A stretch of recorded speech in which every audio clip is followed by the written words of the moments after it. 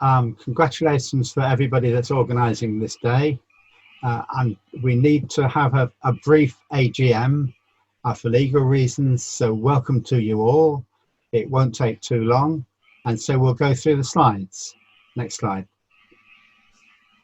We have a standard agenda for all the AGMs, which is in front of you.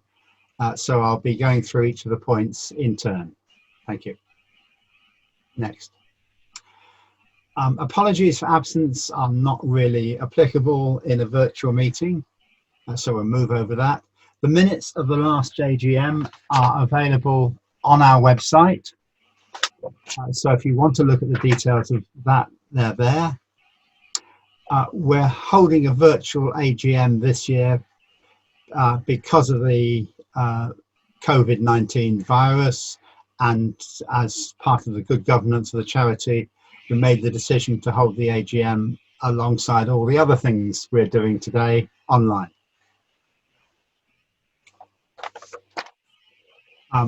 A copy of the Chairman's report and the Treasurer's report and several other useful information was available with the information pack you received before the meeting. To go through the highlights of the last year or so, the festival we had last year in October in Manchester was a huge success. We had 169 people attending of all ages. We were particularly pleased how many children and younger people were there. We had our first patient day in Ireland, in Dublin, earlier in that year, which also went well. We've continued to make important international contributions. A number of our committee went to the International Conference on Porphyrins and Porphyrias, which was held last year in Italy. We've been heavily involved in the new Global Porphyria Advocacy Coalition. It's a mouthful, it's always referred to as GPAC. A number of us were busy in 2019 in setting it up, and then when it was restarted the day as part of the International Conference on Porphyrins and Porphyrias, Sue was elected as chairman and has continued to work on that. We're also heavily involved in the European Porphyria Network, which is a network of research labs, hospital labs, and most important, the clinicians working as specialists in porphyria.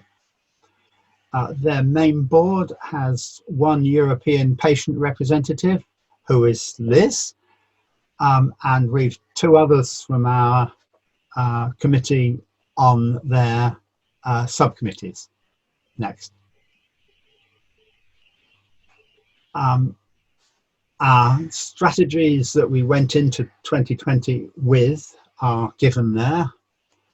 We've continued to engage and try and make ourselves more accessible with young people.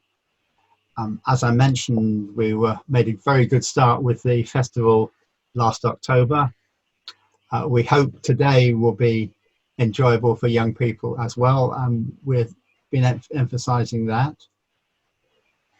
We aim to bring in volunteers with specific skills and in particular seek a new treasurer. We've made a very good start there. We found somebody who's happy to take over from Anne, and I'll come on to that in more detail in a minute.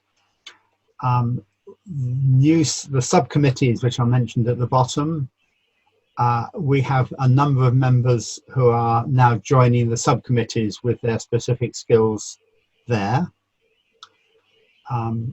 We've continued to encourage and support research, and later in the day we'll be hearing quite a bit. We have 3 companies who are either speaking or watching in, who are working on drugs relevant to porphyria, one of which already we have, hemarginate, and 2 more are in the trial phase.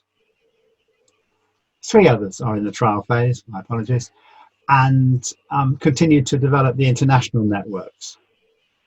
So we've had subcommittees, we've had an events working group that did such a superb job for the festival last year, and have been working very hard to get today up and running, and I'm sure you'll find they're doing a good job.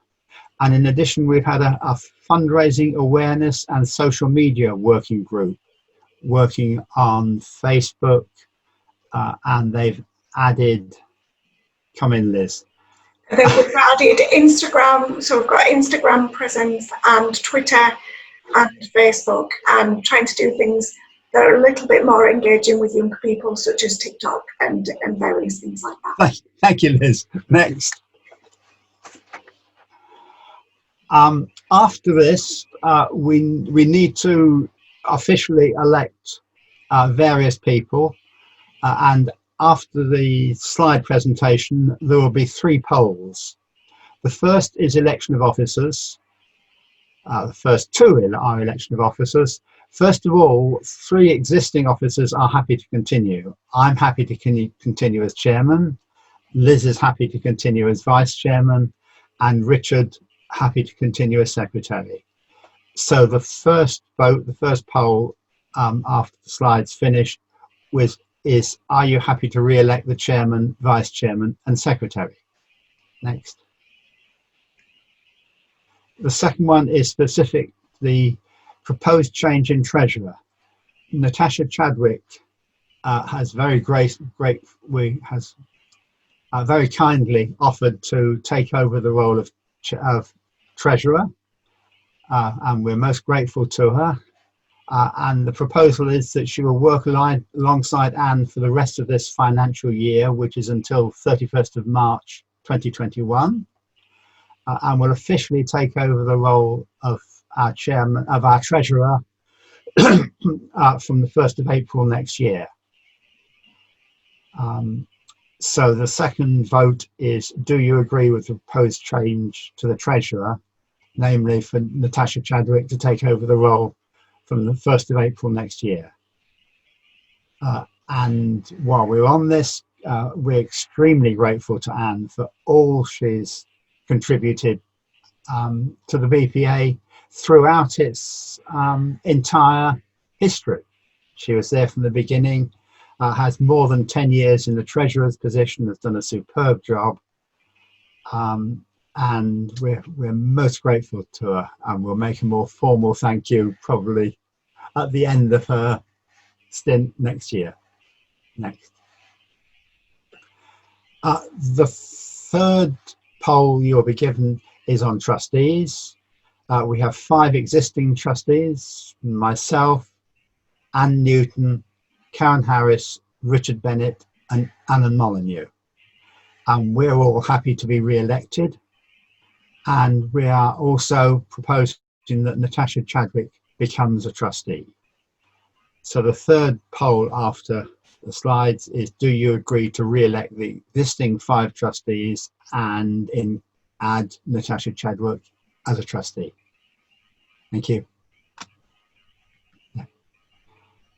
Date of the next year, AGM and full conference. We hope it won't be a virtual one next year. We'll all get together, but we will see. The date we've agreed is the 9th of October. So that's in all our diaries, and even more importantly, in the diaries of relevant clinicians, porphyrio experts. It will be somewhere in the Midlands, Birmingham, or probably a bit to the north.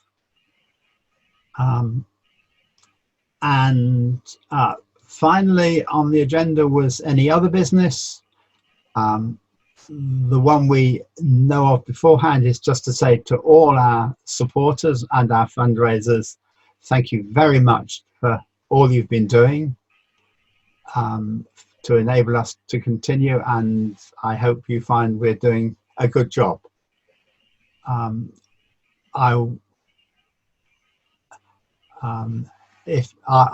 We can answer any specific questions that you've raised during this after the slides. Thank you.